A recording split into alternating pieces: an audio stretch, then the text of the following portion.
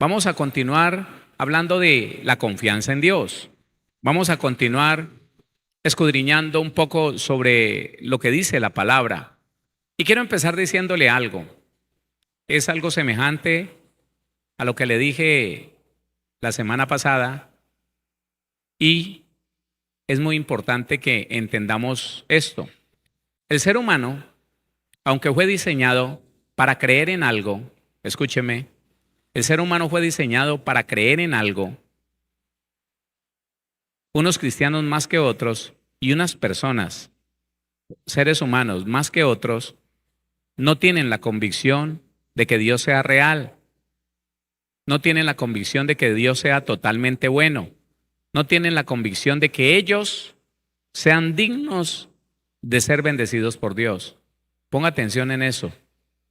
El cristiano, le repito, unos más que otros, tiende a dudar en ciertas áreas. Tiende a dejar como en una incógnita el hecho de que Dios quiera hacer tantas cosas buenas en su vida. Cuando una persona está dudando, alguien se le acerca y le dice: mire, hermano, es que confía en el Señor, Dios es bueno. Esa persona dice: sí, claro, yo confío en Dios. Pero si usted lo deja hablar, él va a añadir a ese yo confío en Dios, le va a añadir algo como pero. Y la palabra pero anula lo que se dijo hasta ese punto, lo anula. Sencillamente dice: pero es que yo le he pedido mucho tiempo, pero es que él no me ha dado nada, pero es que yo he ayunado y orado y me está pasando esto, pero es que yo ya no sé qué hacer, pero es que yo le pido y le pido, cosas como esa. Importante entonces saber por qué el alma tiene un registro de desconfianza. El alma tiene un registro de desconfianza, de inseguridad, todo por lo mismo, por la misma cosa que vino desgracia a la humanidad. ¿Por qué? Por el pecado. Por el pecado. Por el pecado, el alma del ser humano trae un registro de destitución, de indignidad. Y si uno como cristiano puede identificar eso para combatirlo, sería una bendición muy grande. Le digo, sería una bendición maravillosa. Entonces le voy a repetir esto y vamos a ir a la Biblia. El alma del ser humano, aún la del cristiano que estamos conociendo, a veces, en algunas ocasiones, dependiendo quién le enseñe, el cristiano no tiene una buena información de Dios. El cristiano tiene una información de una religión. Algunos, ¿no? Algunos. Tiene una información de una religión, de lo que se piensa en un lugar, de la doctrina que alguien predica, pero no tiene un conocimiento bíblico firme. No se lo dan. Entonces, en la medida que la persona tiene un concepto religioso, no real, de quién es Dios, a través de la Biblia, la persona aprende que las cosas se tienen que conseguir por esfuerzo humano, por esfuerzo propio. Esa es como la segunda parte de lo que le voy a decir. La primera parte es que el alma aprendió a estar desconfiada y tiene razón. El alma aprendió a sentirse, a percibirse indigna de recibir cosas buenas. Y tiene razón en un primer momento.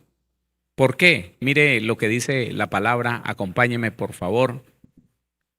Y mire lo que dice Isaías capítulo 59. Vamos a leer el versículo número 1 y 2. Mire la razón por la cual el ser humano nace desconfiando de merecer la ayuda de Dios. Dice la palabra: he aquí que no se ha acortado la mano de Jehová para salvar, ni se ha agravado su oído para oír. Eso es una palabra esperanzadora. Vuélvalo a leer. He aquí que no se ha acortado la mano de Jehová para salvar, ni se ha agravado su oído para oír. 2. Pero vuestras iniquidades, ¿cuáles iniquidades? Las de toda la humanidad. Las de todos los que nacimos con esa naturaleza adámica que es toda la humanidad. Pero vuestras iniquidades han hecho división entre vosotros y vuestro Dios. Oiga, Este es un registro que tiene el alma. Esta es una verdad que el alma conoce desde que nace. Pero vuestras iniquidades han hecho división entre vosotros y vuestro Dios. Entonces, el alma del ser humano, yo le voy a explicar un poquito más atrás. Resulta que Dios crea el alma. Luego entonces determina en qué cuerpo la va a poner y el camino que le va a dar para vivir. Antes de que el alma venga a ese cuerpo, es un alma creada por Dios en una limpieza impresionante.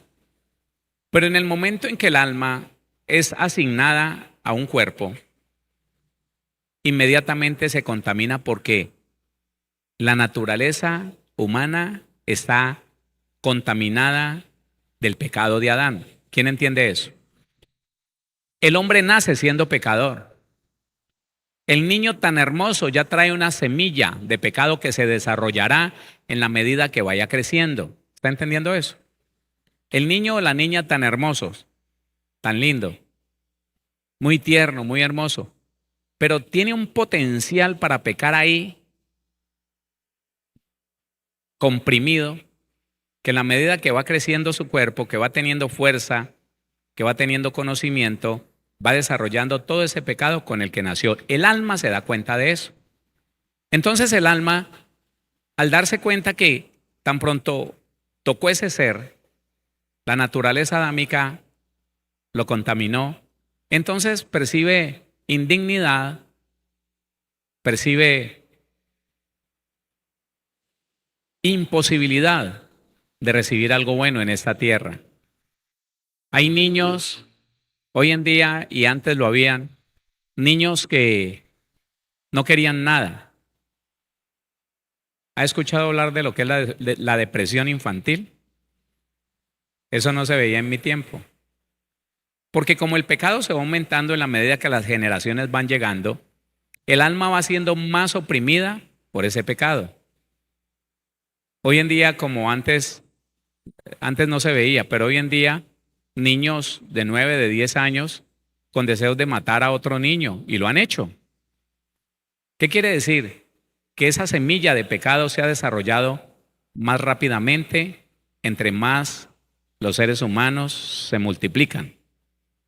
Bueno, el tema aquí es que el alma sabe que está destituida, el alma sabe que no puede alcanzar la gloria de Dios. Yo se lo digo porque la Biblia dice que las iniquidades del hombre han hecho división entre vosotros y vuestro Dios. ¿Qué significa esto? Que estábamos lejos de Dios por el pecado. Nosotros nacimos estando lejos de Dios por el pecado. Éramos inocentes en cuanto al pecado que había en nosotros. Y si la criatura, el niño o la niña, muriera en esa etapa de inocencia, cuando no es consciente de que lo que está haciendo es pecado, la Biblia dice que regresa al lugar más bonito que hay en el universo entero, que es el cielo.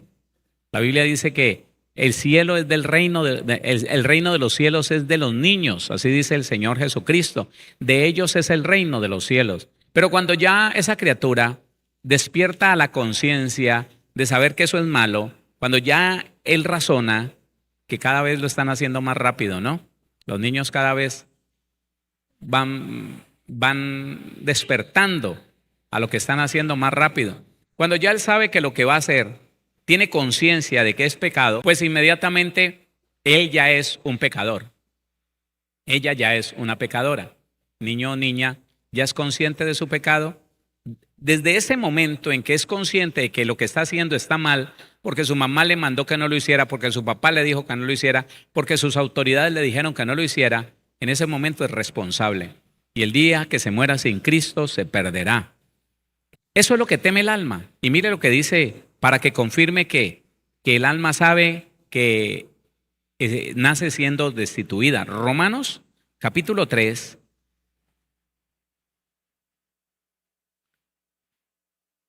Versículo 23, Romanos 3:23. Mire lo que dice la palabra. Por cuanto todos pecaron, ¿y en qué momento pecó ese peladito, ese niñito que no ha nacido? ¿En qué momento? Pero es que el papá le transmitió su propio pecado y el papá se lo transmitió su papá. Y cuando él era niño no sabía que era heredero de pecado. Ahora somos herederos de salvación. Pero cuando creció y se dio cuenta que siempre estaba inclinado a hacer lo malo, entonces dijo, en mí hay algo malo, en mí hay algo terrible. Por cuanto todos pecaron y están destituidos de la gloria de Dios. ¿Qué cosa? Están destituidos de la gloria de Dios. En el alma hay testimonio de esto que está diciendo la Biblia. En el alma hay testimonio de esto. Y cuando usted habla con diferentes personas, ellos le pueden decir cosas como, no, uno se muere y nada se lleva. Eso es la expresión de una persona que está destituida, que siente que está destituida. No, hermano, lo mejor es irse a descansar, irse a morir, porque le ha hecho creer la misma destitución que vive en él o en ella, le ha hecho creer que sí, que morirse es la mejor forma de evadir esa realidad que puede estar viviendo o que va a vivir. Claro, porque una persona hace algo malo y lo primero que piensa es quitarse la vida él también, si le quitó la vida a alguien, porque piensa que así va a evadir algo, porque piensa que así va a evadir este mundo tan malo. Bueno, lo que nosotros tenemos que entender como hijos de Dios es que ya no estamos destituidos. Escuche, la enseñanza bíblica le tendría que enseñar a su alma y a mi alma que ya no estamos destituidos. Digo, que ya no estamos destituidos. Porque si no, es muy difícil llegar a confiar en Dios. Mientras que el cristiano, y usted me dirá, pastor, ¿y un cristiano? Sí. Casi todos los días me encuentro con cristianos que no están seguros porque no conocen todo lo que el Señor Jesucristo ganó para nosotros, los que hemos nacido de nuevo. No están seguros de tener acceso a la paz. ¿Sabe lo que es la paz? Estar tranquilo, sin aflicciones extremas, sin ansiedad, sin depresión nerviosa, sin enfermedades de miedo o de pánico. Eso es. Un alma que se siente no perdonada nunca estará tranquila. Siempre se sentirá ansiosa, deprimida. Y como un resultado, lo va a expresar con una percepción de injusticia. ¿Pero por qué si yo no he hecho nada? ¿Pero por qué me pasa esto a mí? Ni por qué. Dicen allá afuera, ¿no? Bueno, no voy a decir lo que dicen allá afuera. Pero a veces se van a expresiones extremas. Ni porque yo hubiera hecho, ni porque hubiera matado a alguien, ni porque. Pero es un alma quejándose de una ley que la misma alma a veces no acepta. Entonces, importante esto, lea el versículo 23, pero lee el versículo 24 también. Por cuanto todos pecaron y están destituidos de la gloria de Dios, siendo justificados gratuitamente por su gracia mediante la redención que es en Cristo Jesús. Su alma y mi alma tiene que saber esto y tiene que estar segura, tu alma y mi alma tiene que estar segura de que gratuitamente fui redimido de esa condenación con la que nací. Otra vez, si tu alma no sabe, no está segura de que hoy Jesucristo nos ha redimido de esa condenación con la que nacimos, no va a ser posible que nosotros confiemos de ninguna manera en Dios. No. Porque es la situación de muchos cristianos que hasta el día de hoy, con muchos años de evangelio, se debaten en temores, se debaten en preocupaciones excesivas, en ansiedad, en angustias, en pensamientos desesperantes, en deseos de salir y desaparecer del lugar donde tanto le han hecho daño, porque no tienen certeza de lo que dice la Biblia, siendo justificados gratuitamente. Usted no hizo ningún esfuerzo, usted no se fue a conseguir esa justificación, no la compró, no hay dinero, no hay riquezas en el mundo ni en el universo entero con qué comprar la salvación. ¿Usted está entendiendo eso? No lo entiende.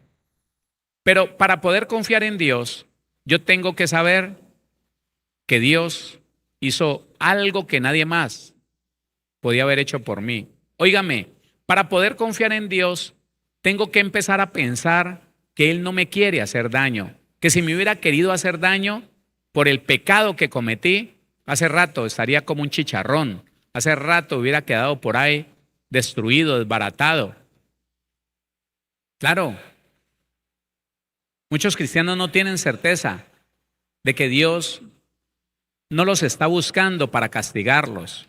Muchos cristianos temen de día y de noche, difícilmente duermen, porque no tienen testimonio en su espíritu y su alma se siente no perdonada, no en paz. Esa es la palabra, no se siente en paz. Y para poder confiar en Dios, usted y yo tenemos que confiar en que Jesucristo ya pagó el precio total por mi salvación. No sé por la suya, pero por mi salvación. Yo tengo que confiar que Jesucristo pagó el precio total por mi salvación. Y todo lo que esa salvación contiene. Si usted quiere saber un poquito de lo que contiene la salvación, hemos estado hablando los miércoles de ayuno, en los ayunos de los miércoles, de esto, de los componentes de la salvación. La salvación no es solamente que Dios nos haya librado de la condenación eterna cuando ya muramos de aquí, no. No, la salvación también me libra en esta tierra de padecer enfermedades, angustias, desesperaciones. También me libra. La vida de Dios en mí me salva de todo lo que el enemigo tiene para nosotros y todo lo que esta vida que nos rodea nos quiere traer a nuestra vida. Entonces, es importante que primeramente usted lo sepa para que cada vez que su alma se aflija, usted le pueda ministrar a su alma. ¿Por qué te abates dentro de mí, alma mía? Son cosas, hermano, que un hombre como David, que vivió en la ley, no vivió en la gracia, y él lo entendió de tal manera, y por eso David pudo confiar en Dios. Porque David, como todos los seres humanos, nacieron con un pensamiento de condenación. Y nuestro Padre Celestial le tuvo que decir al pueblo de Israel: ustedes no son comunes. Yo he escogido este pueblo para que me sirva, y ustedes recibirán familia y tierras. Los judíos entienden la palabra salvación como familia y tierras. Ellos no lo entienden como usted y yo lo entendemos. No. Entonces, cuando uno no sabe que fuimos reconciliados, usted vuelve al capítulo 59 de Isaías, versículo 2 dice: pero vuestras iniquidades han hecho división entre vosotros y vuestro Dios, y vuestros pecados han hecho ocultar de vosotros su rostro para no oír. Ese era el estado de nosotros, pero ya no es. Ese era tu estado y mi estado, pero ya no lo es. Tenemos que aprender. Mire, yo le recomiendo unos estudios que se llaman Conociendo a Dios. Claro, son 4 o 5 estudios más o menos. Conociendo a Dios en profundidad, conociendo más a Dios, creciendo en el conocimiento de Dios, conociendo a Dios como mi Padre. Todas esas cosas me permiten a mí entender mejor la palabra, conocer algunas cosas que de pronto no nos habían enseñado en la palabra, para que podamos creer que gratuitamente, a través de Jesucristo, mi Padre se reconcilió conmigo. Ya no me anda buscando para castigarme por mis pecados, que muchos cometí. Todos los cometí, todos los pecados que hay en la Biblia, todos los cometí. Si no lo hice prácticamente, los cometí aquí en la mente. Pero resulta que mi Padre me justificó de todos esos pecados a través de Jesucristo. Y entonces me llamó a formar parte de su familia. Me libró de las consecuencias del pecado, de la maldición, de la autoridad de los demonios, de la muerte, de la condenación. ¿Usted también? Y yo puedo confiar que en sus manos estoy seguro. ¿Usted confía en eso? Pero le repito, si hay alguna duda en su vida, es naturalmente la consecuencia de la ignorancia. Ignorar es no saber. Claro que en otro significado es Saber, pero no querer aceptar lo que sé. Eso también es ignorancia. Pero el cristiano ha sufrido es de no saber, porque cree que todavía Dios es el Dios del Antiguo Testamento que anda castigando con muerte cualquier pecado. No, la gracia nos llegó, no para que sigamos pecando, para dejar de pecar. La gracia es un poder capacitador que le hace posible al hombre, que le da la capacidad al ser humano de no pecar más. ¿Quién dice amén a eso? Ujú. Pero le voy a repetir algo que muchas veces se lo he repetido. Pero la amargura en el alma del ser humano es la única que activa todas las obras de la carne en el cristiano. Voy a volver a decírselo. Usted y yo tenemos una nueva naturaleza. Hemos nacido de nuevo. Pero la amargura es el único estado en el cristiano que lo lleva a practicar de nuevo todas o algunas obras de la carne. Y si nosotros no entendemos eso, tendremos que seguir escuchando cómo cristianos violan, matan y se dicen cristianos y hasta ministros. ¡Qué dolor! Yo no sé, pero a mí me duele mucho eso, hermano. Son mi familia. No deberían estar así. Deberíamos todos estar entendiendo que Dios no nos llamó a seguir pecando, a seguir codiciando, a seguir anhelando. No, no. El Señor nos llamó a vivir una vida santa y sin pecado.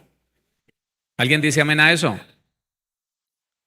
Entonces estamos entendiendo que aunque el alma nació y creció con una percepción de condenación y en su estado natural no puede fácilmente creer que Dios le ayuda, ¿por qué el ser humano, cuando no conoce la Biblia o la conoce mal, por qué siempre va a las estatuas, a las imágenes, a hacer alumbramientos, a hacer novenas?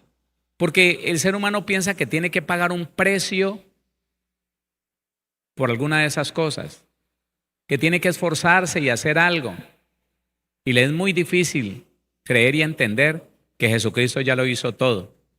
Que lo único que tenemos que hacer nosotros es creer en Jesús y obedecerle a Él, lo que Él ha dicho, obedecerle.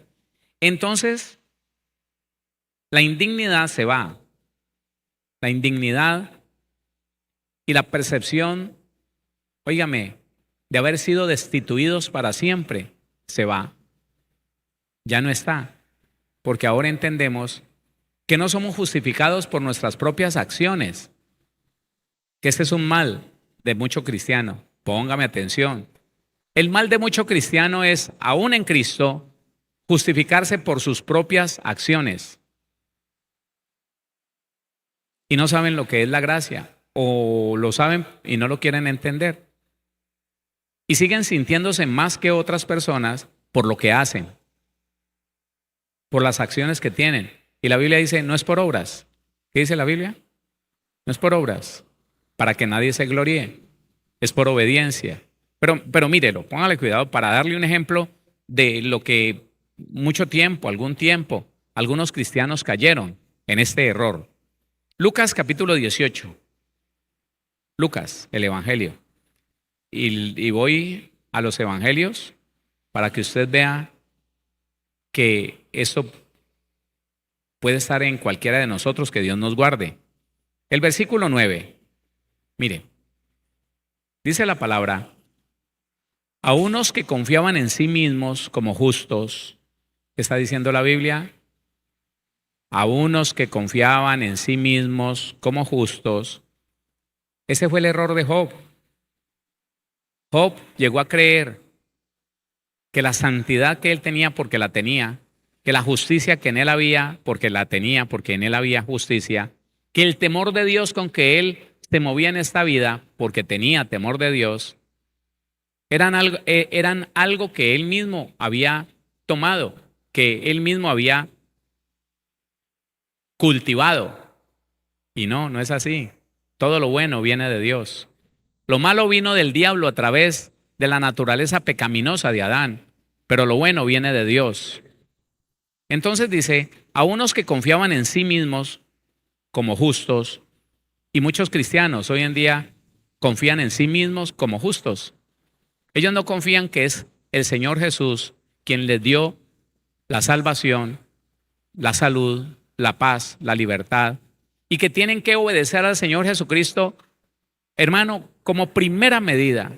Obediencia, obediencia a su palabra, no a lo que alguien se invente, no, obediencia a la palabra de Dios.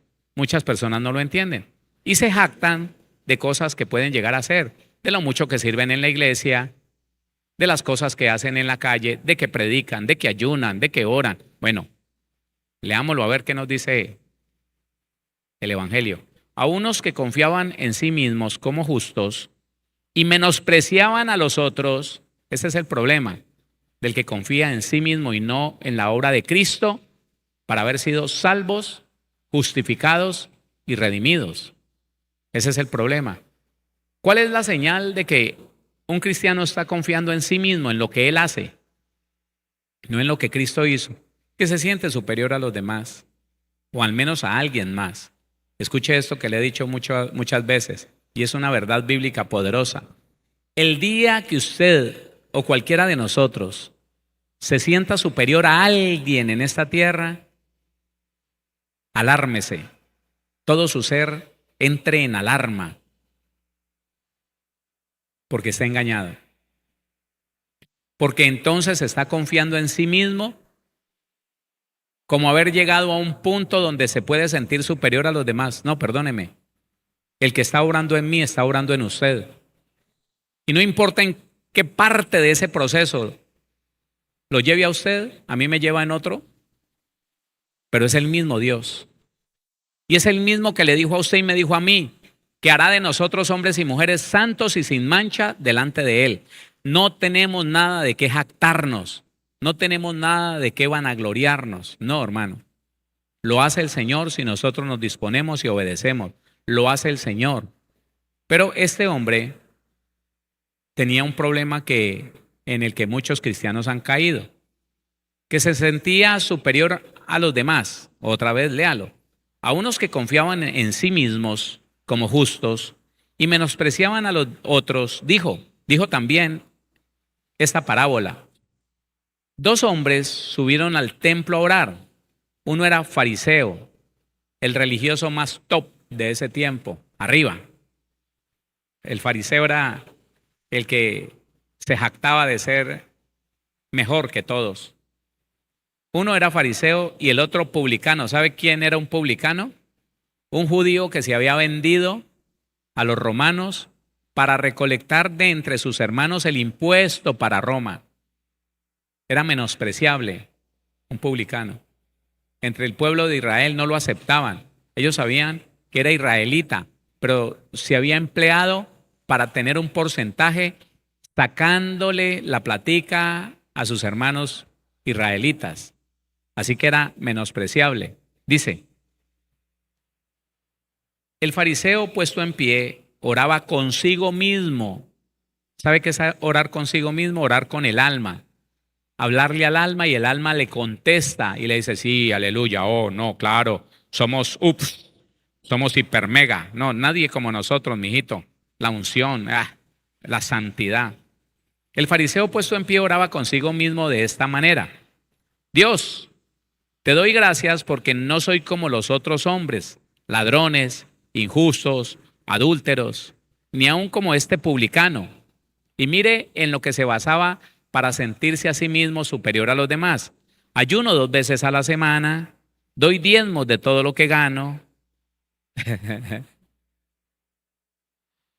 Él no tenía por qué confiar en Dios. Él, en lo que hacía, se sentía ups. Entonces yo he conocido cristianos y cristianas con reclamos en el corazón.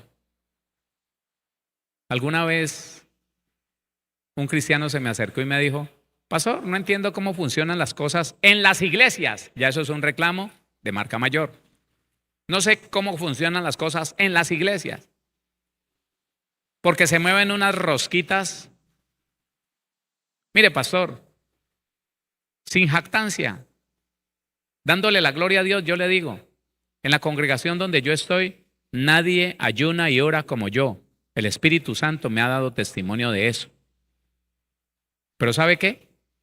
Los mejores oficios, los mayores privilegios, se los llevan los de la rosquita del pastor. Y yo me fundo, pastor, yo me fundo en ayuno y en oración, intercediendo por el ministerio, por la obra. Y no sé, algunos de ustedes, y me metió a mí en el baile, algunos de ustedes los pastores son como perros mudos y ciegos. Y yo dije, ¿qué hay que decir ahí? Nada. Ese es el concepto de una persona que por lo que hace, siente que Dios lo tendría que bendecir más que a los demás. Que por lo que hace se siente 2, 3 grados más alto que todos los demás. Esos son los que se sienten justos en sí mismos y menosprecian a otros, porque no confían en la obra que Cristo hizo en la cruz del Calvario por ellos, sino que confían en lo que están haciendo hoy, ellos mismos, en sus fuerzas, o hasta con las fuerzas del Señor. Pero entonces dicen, superior, sí, porque a mí me lo preguntaban cuando yo llegué a la iglesia cristiana. Y el hermano Héctor, ¿cuántos días de ayuno ha hecho seguidos? A continuación venía lo que él tenía como repertorio para decirme, yo sí, yo salgo de uno y entro en otro. La última vez me hice tantos días de ayuno. La gloria para Dios. Mentira, la gloria para él. La gloria para Dios. Hermano, tiene que ser, y en serio, a mí me sirvió mucho esas invitaciones. Uno tiene que ser un hombre de ayuno y de oración, y es verdad. Pero no para sentirse superior a nadie, no. Para ponernos en las manos de Dios para que el Señor nos machaque, nos desbarate, nos deshaga y nos vuelva a armar a la manera de Él, a la forma de Él. No en lo que nosotros pensamos o creemos que debe de ser, lo que yo quiero, lo que yo digo, para mirar a los demás por encima del hombro. No. Por eso es que las personas, y hablando de los cristianos, no pueden confiar en Dios, porque han basado todo lo que Dios les tiene, todo lo que Dios ganó para ellos, a través de su propio esfuerzo. Si usted lee el libro de Job, Job habla de eso. Job habla de que él no hacía, que él hacía. Mire, él ayudaba a los ancianos, las ancianas. Él nunca miraba a las doncellas para codiciarlas, para desearlas. No, él siempre ayudó a los pobres. Él era tan bueno, tan bueno, tan bueno, pero no le daba la gloria a Dios. Por el contrario, a Dios lo invitó a que viniera y lo probara. Que venga Dios y me pruebe, a ver si no salgo limpio como oro, como plata. Dios mío, llegar a confiar en lo que uno hace para sentirse superior a lo que puede hacer Dios con uno.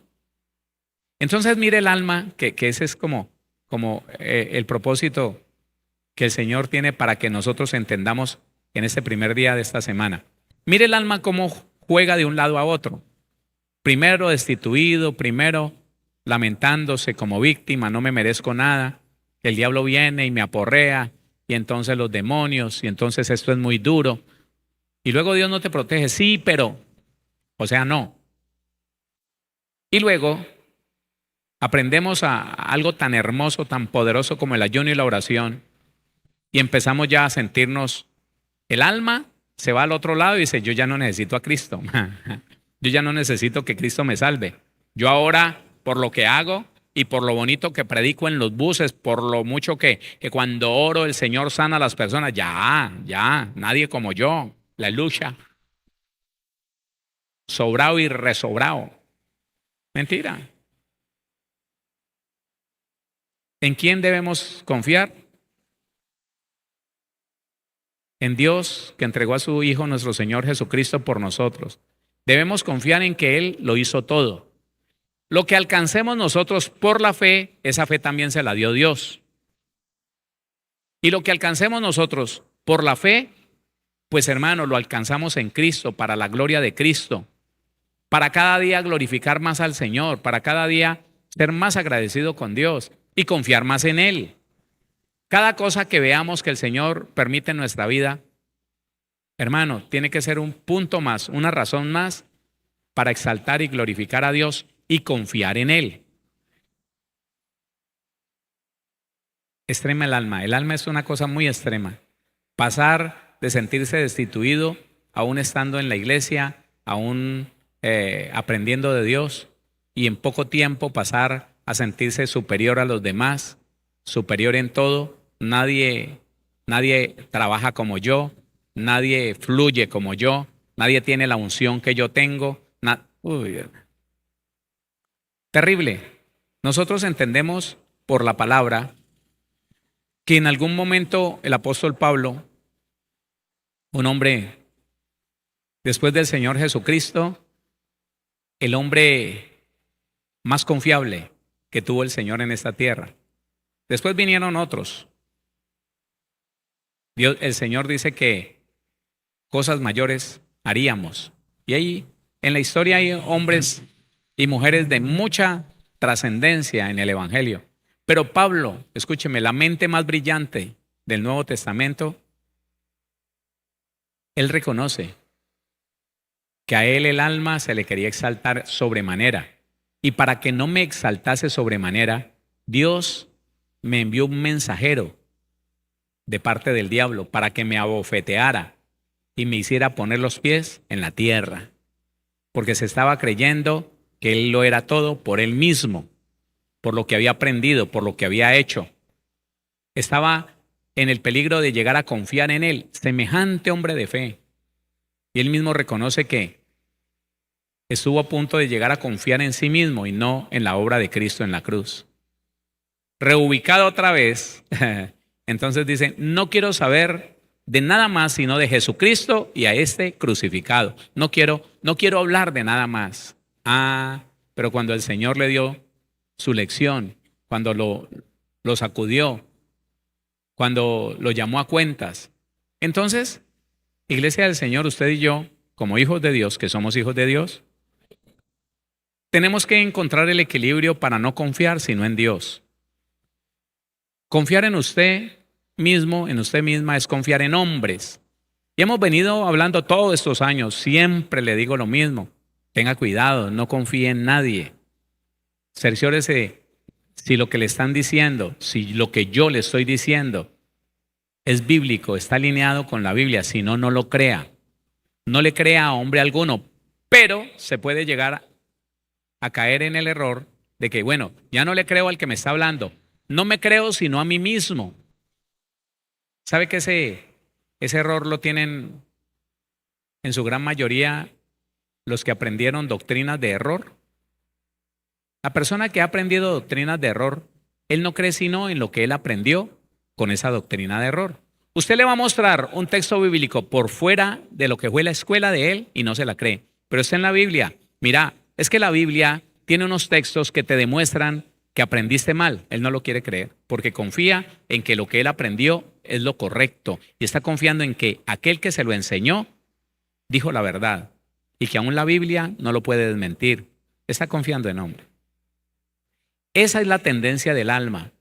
Si yo le dije la semana pasada que el problema más grande que ha tenido el ser humano es confiar en uno mismo y sobre todo confiar en otros, que porque mis amiguitos, para que no me diga que soy malo, voy a confiar en él, le voy a fiar, no pagan. Voy a fiar una deuda que él tome, yo firmo como deudor solidario, no pagan.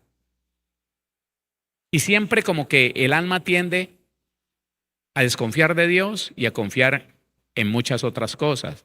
Pues no, hermano. Todo lo que pasa en esta tierra pasa porque Dios está en cabeza de todo.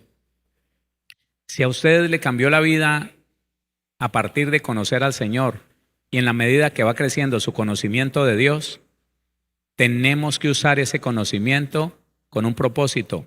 Debo de confiar todos los días más, no en mí, en mi Señor, no en lo que yo hago, en lo que puede hacer mi Señor a través del ayuno y de la oración en mi vida.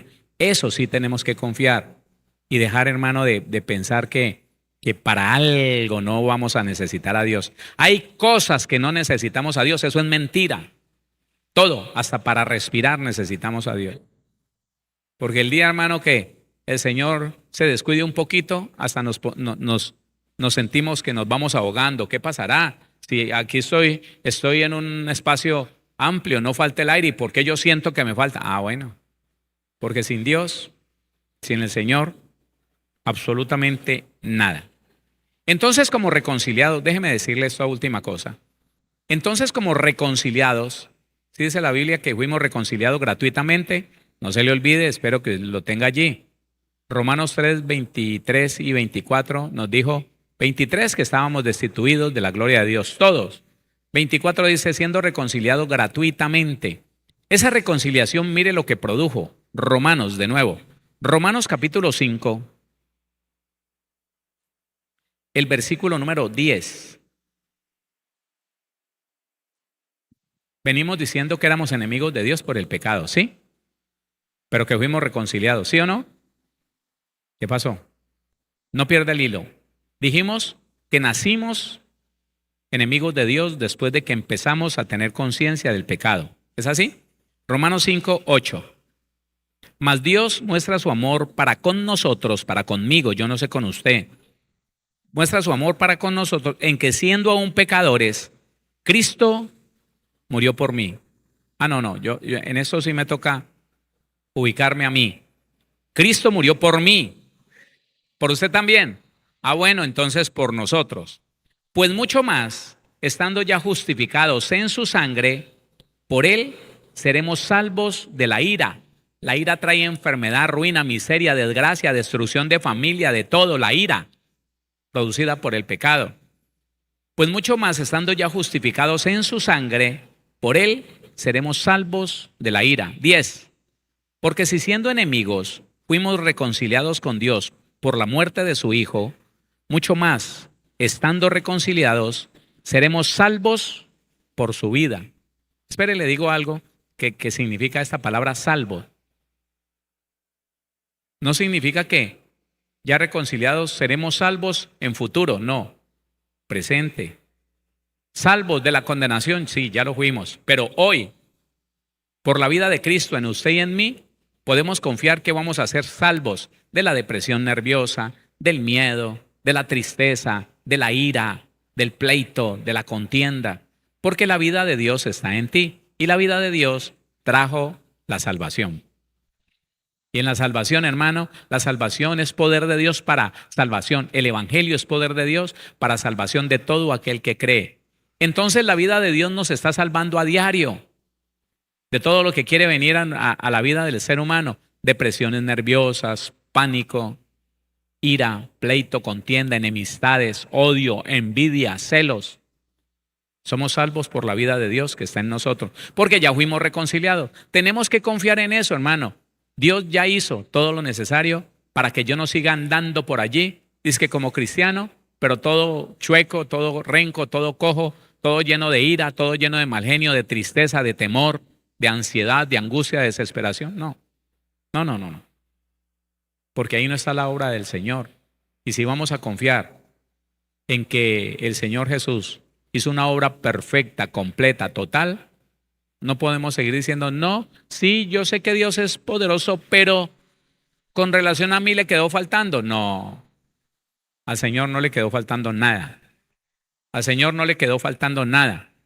La salvación es completa y usted y yo tenemos que ir hacia esa perfección, donde la gloria de Dios se note en usted y en mí. La gloria que me diste les he dado, dice el Señor Jesús en Juan el Evangelio, capítulo 17, versículo 22. La gloria que me diste les he dado para que sean uno, todos nosotros unificados en la Biblia, en la palabra, no en un hombre, no en un concepto de hombre, así como tú y yo somos uno.